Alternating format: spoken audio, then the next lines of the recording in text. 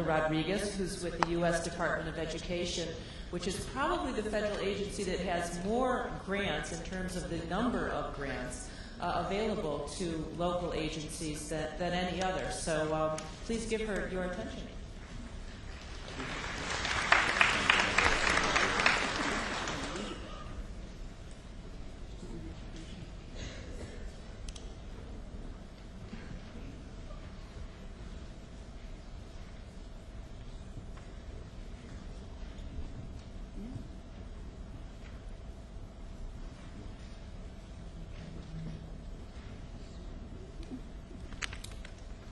Good morning, everybody, and thank you, Marilyn, for inviting the Department of Education.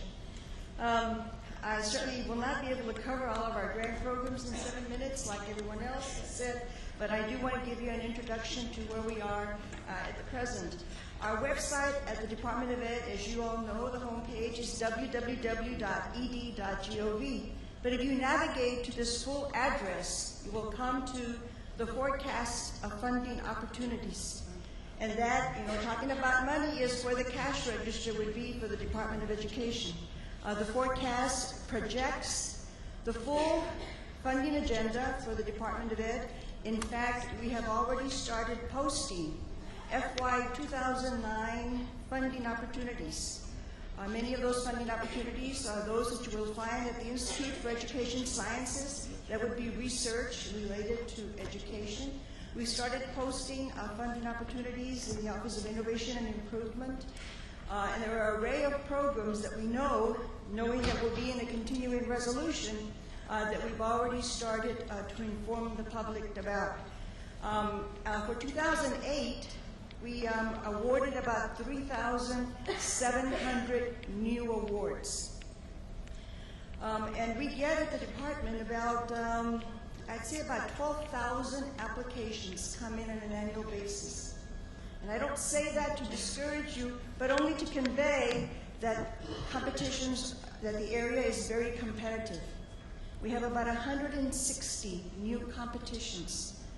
About 10,000 to 12,000 applications come in, and we make about 3,700 new awards. And then we have about 10,000 non-competing continuations that we monitor on a regular basis. But to find out what is projected for FY 2009, come to this full address. This address is different from grants.gov, in that grants.gov will give you what is currently being competed. And here at this full address, we tell you what we plan to compete for the fiscal year. The mission for the Department of Ed was altered significantly in May of last year, and I call your attention to the terms promote student achievement and prepare for global competitiveness. For many years, the mission of the department spoke very simply, and it said, foster educational excellence and ensure equal access. And as of last year, we want to start focusing on outcomes. We want to start focusing on the results, and therefore we wanted to convey that in our mission. And so you have promote student achievement and preparation for global competitiveness. That mission is reflected in the following priorities.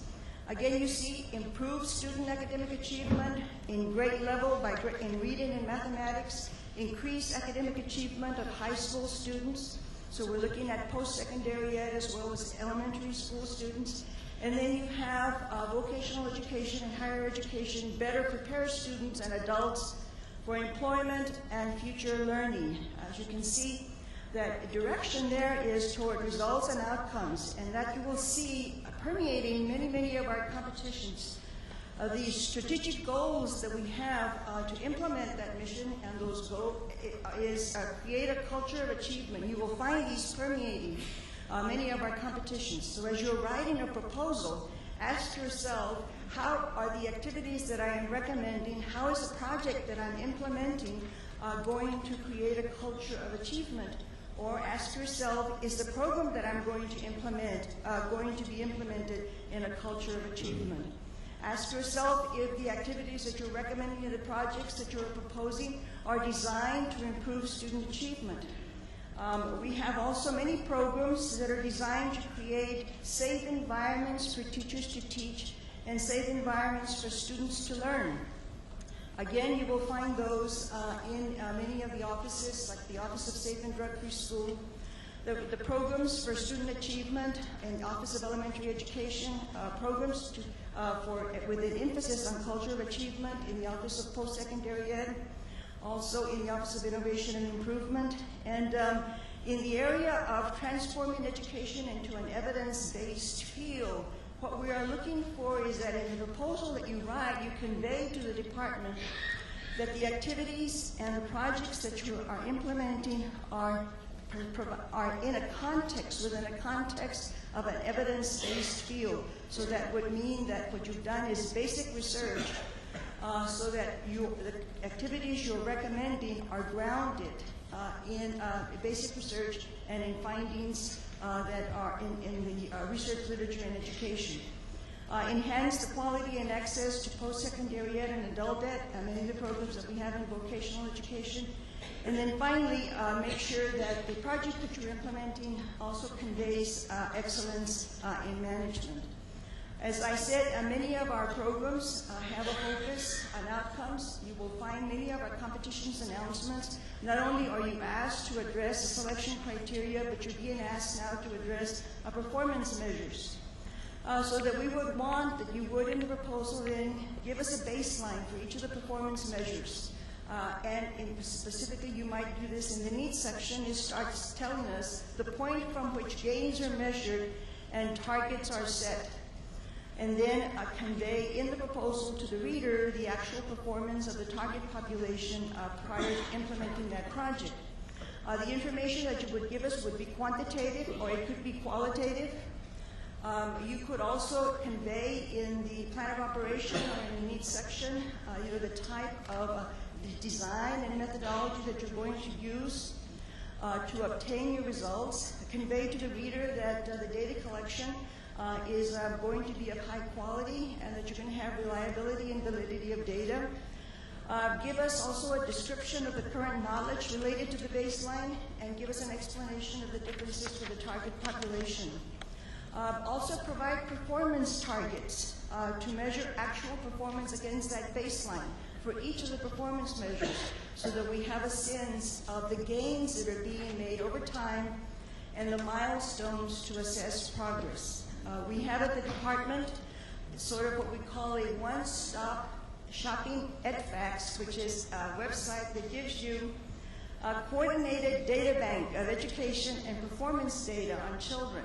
This is the data that is now being collected across states that have Title I programs and have IDEA programs, NAEP data, that we've integrated a number of student achievement databases to give you a profile of what, for example, your school district would look like, student staffing would look like, and so therefore you have breakouts describing the status of education with many racial and ethnic breakouts, school, students, and staffing programs. And the data is available by state, district, and school level. I recommend that you visit this website and use the information, especially as you look toward addressing baselines for your school district or maybe your state that you can use in developing your proposals. I also recommend that you come to the What Works at Ed Clearinghouse. This is a resource, valuable resource, where we have compiled peer-reviewed research of many of the projects that are funded by the Department of Education on various topics, English, second language learners, dropout prevention, math, reading, that would be very valuable for you to review in creating this evidence-based context in the development of the work that you do for the department. That would be the website for that.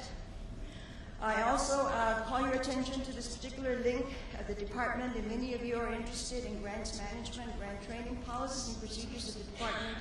This would be a valuable link to come to. There was another resource that I provided the state of Maryland, and that is a resource list, one page of about 20 links related to valuable websites of the Department of Ed and also grant-related information. Thank you very much, and I'll be available outside.